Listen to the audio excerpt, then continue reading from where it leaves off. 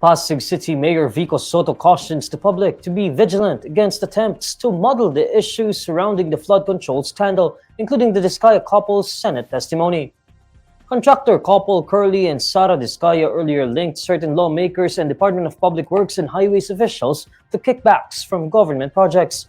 At the House Tri-Committee hearing on Tuesday, September 9, Soto says that while he has no doubt that some of the names Diskayas mentioned were probably true, they have to present evidence. Mag-ingat po tayo sa mga naririnig po natin. Alam naman po ng lahat ng tao sa kwarto na ito na may guilty na senador, may guilty na congressman, may guilty na DPWH officials, may guilty na contractor at maaaring sa iba pang ahensya ng pamahalaan. Pero sa puntong ito, nakikita po natin, hindi lang sila basta naglalaglagan, gusto nila magulo ang kwento. Gusto nila lituhin tayo. Gusto nila na hindi na natin malalaman kung ano totoo para eventually mawawala na lang na parang bula. Magkakalituhan na tayo, hindi na natin malalaman kung anong totoo sa hindi. Soto warns the public to be careful, citing his experience with the Diskayas. He believes the Diskaya couple are capable of lying without batting an eyelash.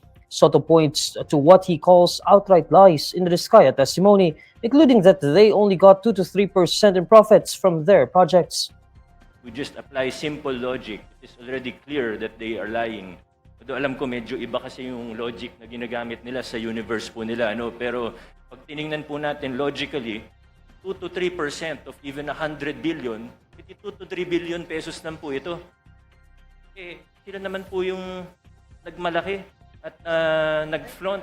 Pinagyabang po nila yung lifestyle nila. During the Senate hearing on Monday, September 8, the Diskayas offered to be state witnesses to expose collusion between lawmakers and government agencies to pocket public funds from government projects. One of the lawmakers mentioned was Pasig Representative Roman Romulo, who is Soto's ally. Romulo has denied having dealt with the Diskayas. Soto defeated Sara Diskaya in the Pasig mayoralty race just this May.